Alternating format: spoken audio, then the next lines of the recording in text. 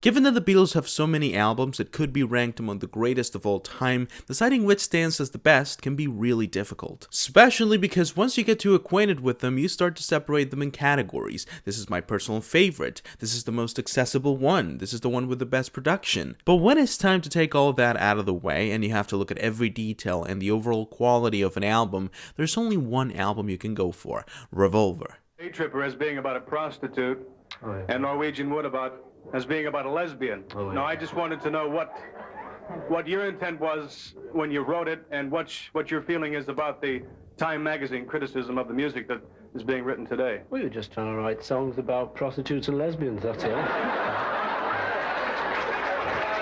I'm really excited for this video. You guys don't know how much I love Revolver, and I don't think I've ever had the opportunity to make a full review of this album. We've talked about Sgt. Pepper, we've talked about the White Album, Abbey Road, Rubber Soul, but I don't know why I've never really taken the time to make a full review of probably the best album the Beatles ever released. If you've seen any of my previous videos, then you probably know that I've said multiple times in here that the White Album is not only the best Beatles album, but the best album ever released in the history of music. I've made videos talking about Rubber Soul and why I think that album is the most important release by the band, because it was the beginning of the experimental phase of the Beatles, or the more mature phase of the Beatles. So how can I say that about those albums and then come here and say that Revolver is the Beatles at their peak? It makes no sense. But it's actually quite simple. When it comes to the songwriting, when it comes to the instrumentation, the performances, the instruments used for the album, the sound palette of various different songs in this album, the innovations in the studio,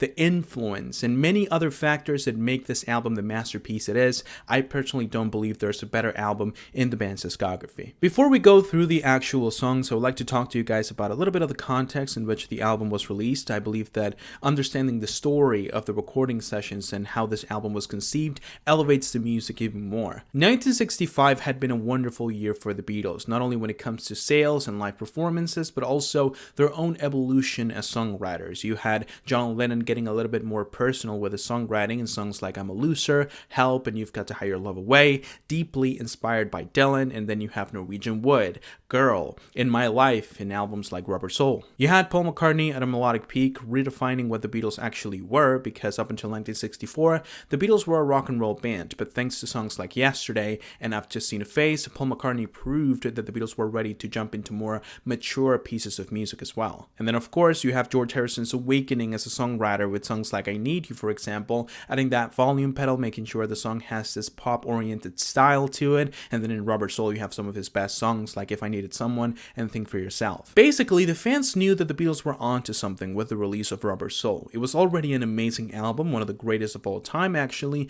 but it felt like the prelude to something, and we wouldn't know what that something was until 9 to 10 months later. Quite a long time, considering that the Beatles were known for having a really tight schedule and constantly releasing albums. They released 2 albums in 1963, 1964, and 1965, so fans were wondering what was happening. Why is it that it's taking them so long to release a new project? But the band wanted to take their time. This was their first time off ever since 1962, so obviously they wanted to make the most out of it. John Lennon made a movie, George Harrison was getting more involved with Indian culture, and Paul McCartney was absorbing more and more from the art scene in London back then. And all of this proved to be very fruitful, because when it was time to make a new album, when it was time to get back to work, they were ready to make something unique, something special, and let me tell you, they succeeded, because Revolver is not only one of the greatest albums of all time, at the time, it was one of the most innovative pieces of music ever made. Not only when it comes to the instrumentation, we'll get to that in a minute, not only when it comes to the performances and all the voice mods they use, it's also how they use the studio. They basically use the studio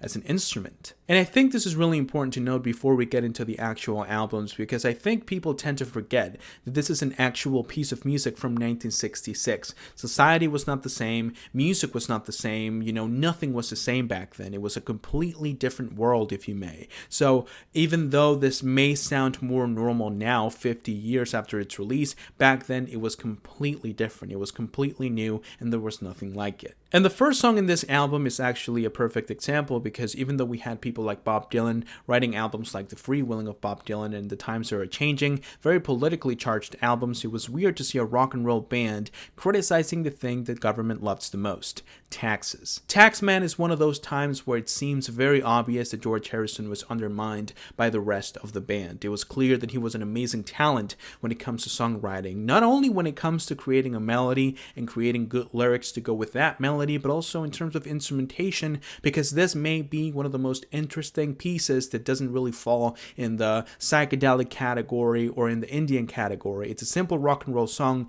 but the instrumentation is so interesting and so sharp. The sound of the guitar, that guitar solo that's unlike anything in the band's discography, the amazing vocals by George Harrison that hide this sarcasm behind them that perfectly matches the theme of the song, complaining about how the government basically takes all of our money at the end of the day. Not only is this a really good way to show why this album was so unique, it's also a perfect introduction to the sound of the album, because technically on paper this is a normal rock and roll song, but it has a few elements like the sound of the guitar, the off-tempo guitar solo, and the harmonies that show that this is not going to be a conventional album. There's going to be elements in each and every single song that continuously prove that this is no conventional rock and roll album, and the next song proves it even further. Eleanor Rigby was a milestone for the Beatles, because it was one of those cases in which the Beatles did not participate in the instrumentation. It was just Paul McCartney on vocals, George Harrison and John Lennon on the harmonies, and then a string arrangement carrying the whole thing. On paper, it may sound like the most beautiful and relaxing moment in the album. I mean, string arrangements, vocals, and harmonies,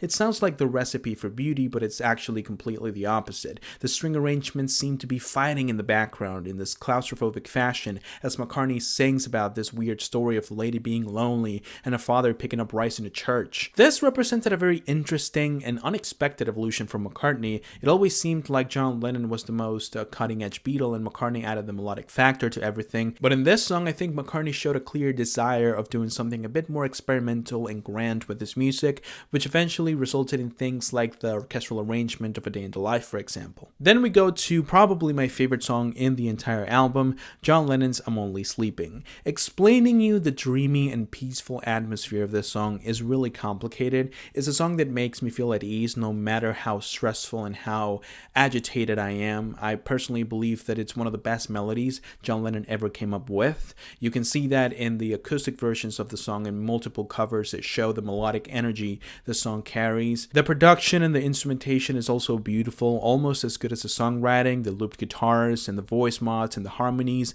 are a perfect representation of the Revolver sound, and what makes this album so special. Even though A Day in the Life and Strawberry Fields Forever and Dear Prudence and some other songs in this album, like Tomorrow Never Knows, for example, are the peak of John Lennon inside the Beatles, I personally believe that moments like I'm Only Sleeping are way more special and meaningful because of how every single element, from the instrumentation to the production to the vocals to the harmonies, come together to create a beautiful piece of music that stays with you months, even years after you listen to it for the first time. This is where it gets a little weird for Revolver, because even though we've had three of the best songs in the band's discography to open up the album, I do believe that the quality drops quite a bit with George Harrison's Love You Too. I understand the cultural significance of this song and how influential it was when it comes to introducing a whole new genre and basically culture to Western society. I get that's important, but the quality of the song itself, the way George Harrison used this genre and these influences, in my opinion, is not that effective.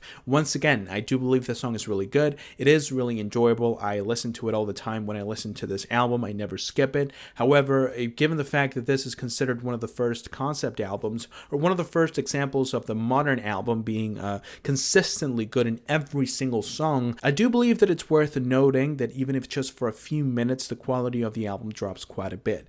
Not because the song is bad, it's just that Revolver is one of the greatest albums ever, and you do need to hold the songs to a higher standard. But even if you don't like the song all that much, like myself, you have to admit that this is the most mind-blowing moment in the album when you listen to it for the first time. The weird percussion, the aggressively mixed vocals, the weird instrumentation. You don't know what instruments are being played. You don't know the sounds that are coming out of the speakers. You don't even know which of the Beatles this is for a minute, because the vocals, once again, are so aggressively mixed. Production is amazing. The lyrics are probably the most philosophical the Beatles had made up until that point. And of course, if you enjoy this type of music, I'm pretty sure you're going to have a blast every time this song comes on the record. However, the fluctuation of quality I was talking about just just a minute ago becomes more than apparent in the next song because it's one of the most beautiful, romantic, and wonderful songs ever written, Here, There, and Everywhere by Paul McCartney. Even though Eleanor Rigby is one of the most interesting and unique moments in the album, almost every single song Paul McCartney has left in here is not really that crazy or that experimental compared to the ones that John Lennon and George Harrison provided for this album. And Here, There, and Everywhere is a perfect example of why, even though that's the case, Paul McCartney is still probably the best contributor to this album. The beauty of the songwriting, of the instrumentation, of the vocals, the subtleness of the instrumentation, everything comes together to create one of the most beautiful songs ever made, and I'm not exaggerating. Actually, according to Paul McCartney, it's thanks to this song that John Lennon complimented him directly for the first and last time. We don't really know if the story is true, especially because we have John Lennon complimenting him on interviews multiple times, but according to Paul McCartney, that's the case. I will say the song is a little out of place inside of an album like Revolver. As I've said multiple times in this video, Revolver is one of the most unique and innovative albums of the 60s, and there's nothing innovative about Here, There, and Everywhere. But that's the thing. I believe this song is so overwhelmingly beautiful that it doesn't really matter where you put it, you're gonna be glad it's there. It is so beautiful, it makes the whole room feel nice. It makes you feel like a better person for some reason. It's unexplainable, really. I mean, there's nothing that special about the song. Once again, it has a very simple instrumentation, very simple percussion, harmonies kind of lead the whole rhythm of the song, and Paul McCartney's vocals are really beautiful, but I'm pretty sure that you can find vocals that are equally beautiful in multiple songs, not only with the Beatles, but in the solo discography as well. But for some reason, something in the song clicks, and it makes it really special and totally fitting for an album like Revolver, not because of its sound palette or how unique it is, but just because of the quality that the song offers. Next up, after that beautiful masterpiece of a song, we have Yellow Submarine by Ringo Starr. This is another one of those cases where I'm not really sure how to explain the fact that this song fits in Revolver, because there's nothing really that special going on. It's Ringo Starr's song, so you can't really expect the most psychedelic odyssey here. It's obviously going to be a very simple song to make sure Ringo can perform it. But somehow the playful nature of the song, the sound effects of sailors in the background, the whole wave sounds, making you feel like you're actually in a submarine under the sea. Ringo's vocals are on point, the production is really nice, and the instrumentation, once again, simple but effective and catchy. But I believe that the true reason why this song fits in an album like Revolver is because for the past 5 songs, you've been listening to some of the most unique, cutting-edge, and overwhelmingly beautiful tracks of the Beatles' discography, and actually of the 60s overall. And sometimes, inside of an album, you kind of need a moment of pause. You need to think about all the music you just put into your brain. And this song, because of its slow nature, because of the very little detail that's put into the instrumentation and the performance, gives you that moment of pause, that moment to kind of think about the music you just heard. I know that it's gonna sound like I'm just praising the album because I want to, but that's not the case at all. Whenever I listen to an experimental band like the Swans, like Death Grips, Bjork, Talking Heads, all of them have this moment of simplicity and tranquility that give you the opportunity to rest in a really relaxing and fun way before the experimentation kicks back in. And that's exactly what Yellow Submarine does for me, because right after it ends, the psychedelia comes back in the form of She Said, She Said, a John Lennon composition that ends side 1 of the album. A wonderful song that doesn't waste a single second in its presentation. It shows you the energy of the song right from the get-go, and I love it. I love the sharp guitar playing, I love the vocals and the harmonies, I love the change of tempo and the percussion of the song. Very energetic, very colorful as well, and a really good way to close side 1 of the album. Side 2 of this album is a little bit confusing. It's also amazing, it has some incredible songs in here, but it's definitely the weaker side. On the first half, we saw some of the most groundbreaking and cutting-edge compositions by the band. On the second half, we're going to see a lot of psychedelic elements, a lot of weird compositions, and a lot of sharp playing in both drumming and guitar playing. However, the bass kind of disappears into the mix in a lot of these songs. For example, in the song Good Day Sunshine, even though I love the piano playing and even though I love Paul McCartney's vocals, the piano sounds kind of weird, as if it's being played at the bottom of the ocean. Once again, it's one of my favorite songs in the entire album, and I'm pretty sure that if we were to rank the songs based on how many times I've listened to them, this would be number 3 or maybe even number 2. But it's a little strange going from all that psychedelia and all that weird energy in the first half to this happy, uplifting tune that's very similar to a lot of the work by the Loving Spoonful, for example, in the 60s. The songs also feel a little less lengthy, which shouldn't be a problem in normal album, but given the fact that you're introducing a new style, a new genre, you want to make sure you have all the time you need to completely flesh out the idea, and it feels like in the second half of this album, some of the songs end a little bit too quickly. It's not the case with Good Day Sunshine. Once again, it's a really enjoyable song that feels accomplished, but part of the reason why that's the case is because it's not really a complex song, but that's not the case at all with the song And Your Bird Can't Sing by John Lennon.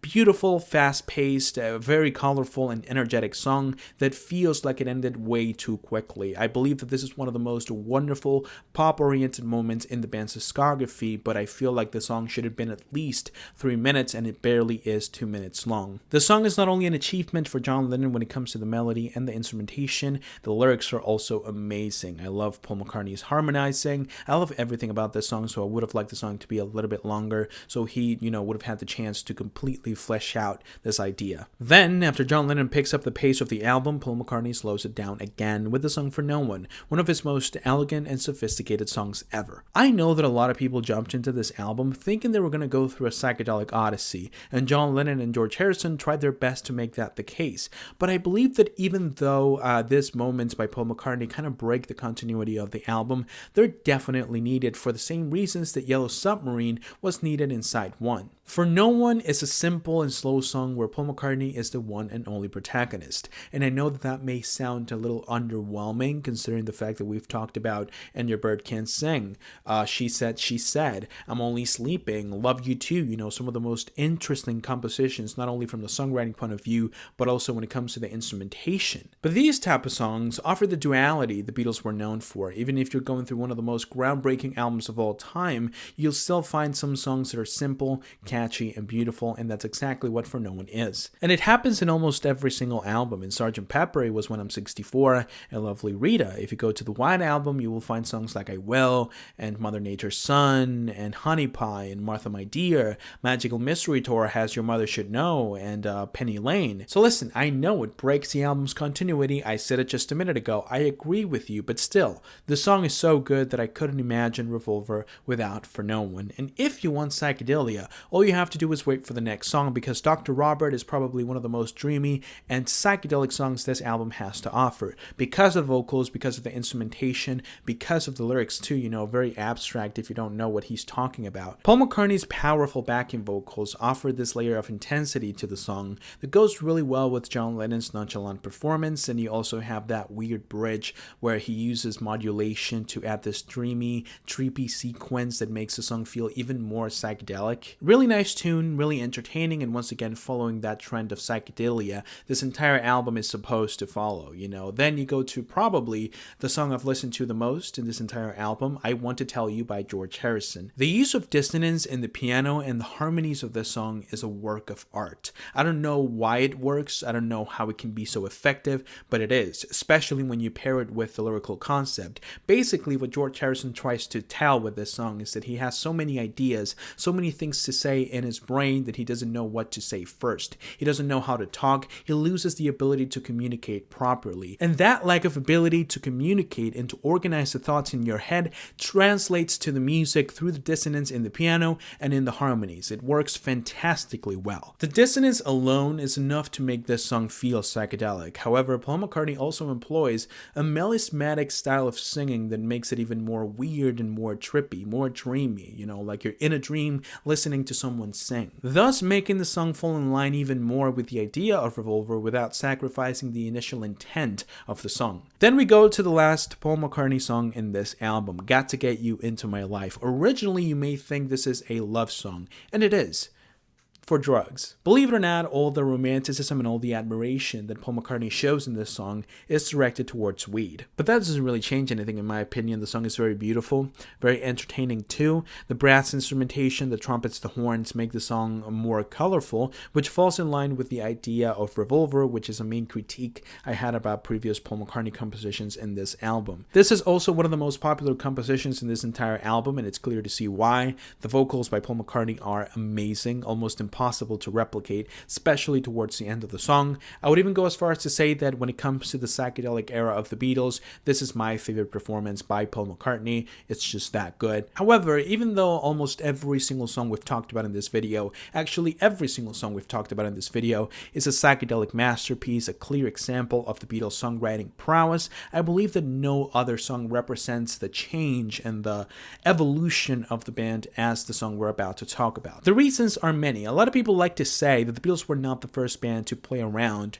with psychedelic music, and this is definitely true. Psychedelic music goes back to 1963, 1964, the early stages of that genre. The Beatles were not the first or the last to make incredible psychedelic pieces of music. However, the greatness of the Beatles comes in the form of the quality of their songs in that specific genre. So even if the Beatles were not the first to use psychedelic music, they were definitely the first to bring psychedelic music to a different realm of quality, one that was equally interesting and unique, but also enjoyable for the masses to consume. And I think the personification of that balance comes in the form of Tomorrow Never Knows by John Lennon. There are so many elements, so many pieces to this puzzle, that it's almost impossible to talk about all of them in one single video. Tomorrow Never Knows is not only one of the greatest psychedelic songs ever, or one of the greatest songs by the Beatles, this song is one of the greatest songs of all time. The Ringo Starr's fast-paced drumming, the prominent bass line, the hypnotizing lyrics, John Lennon's wonderful performance, the drone sounds that completely surround you, the weird bird sounds that make you feel like you're going at 1,000 miles per hour. There are so many elements that make this song such a unique experience, and I can explain it to you, and I can continue to name each and every single one of them, but if you truly want to feel the immersiveness of the song, you have to listen to it. It's something that you can only experience. No matter how many times and how well I explain this to you, you're not going to understand the atmosphere and the energy of this song unless you give it a try. The genesis of Revolver, by the way, because this was the first song they tried to record, and if you compare those early versions of the track to the finished one, you're going to see the amount of evolution they went through only in the recording session of this album, and once again, one of the greatest psychedelic songs ever made, in my opinion, only topped by Strawberry Fields Forever, and a wonderful way to provide a climax and close what, in my opinion, is one of the greatest albums ever made, and probably the best album ever made by the Beatles. Talking about this album is honestly fascinating, mainly because when you navigate the music world, you're going to find a lot of fan bases from bands like The Who, Led Zeppelin, The Kings, The Rolling Stones, The Beach Boys, The Cure, Talking Heads, Nirvana, and they're going to hype up an album, and they're going to tell you it's the greatest thing in the world, that they're going to sell this album as if it can cure cancer, and this album, if you don't like it, you are probably a bad human being and deserve to die. That's how serious they are about certain albums, and you probably know what album I'm talking about right now. They hype it up so much that even if the album is in fact a masterpiece and one of the greatest albums of all time, it's going to disappoint you, it's not going to meet your expectations. Pet Sounds, Sgt. Pepper, and Dark Side of the Moon are only some examples. But when it comes to Revolver, it doesn't really matter how high you sell this album to people. You can't overhype it. The album is too perfect to disappoint anyone. So even though the White Album is definitely my favorite for personal reasons, and I believe that Rubber Soul was way more significant when it comes to the band's evolution of songwriters, if you were to ask me about the absolute peak of the Beatles in terms of songwriting, influence, and popularity, I would say no other album than Revolver. Why are you also horrid snobby? Oh, We're not horrid snobby. Yes, you are. No, we seem That's your version. Generally in your mind, they are. Because we're not flattering you. You expect sort of nice answers to all the questions. But if the questions aren't nice questions, they don't have to have nice answers. And if we don't give nice answers, it doesn't mean we're snobby. It just means we're natural. And that is going to be it for today's video. I really hope that you guys enjoyed watching as much as I enjoyed making it. If you did, go ahead and leave a like and subscribe to the channel so you don't miss any other videos that I upload. If you want me to talk about any other topics related to music, if you want me to check out a song, an album, or an artist, leave it down below as well, and I'll make sure to read it and fulfill your request as soon as I can. Once again, I hope that you enjoyed, and I hope that I can see you soon with a new video. But until then, bye.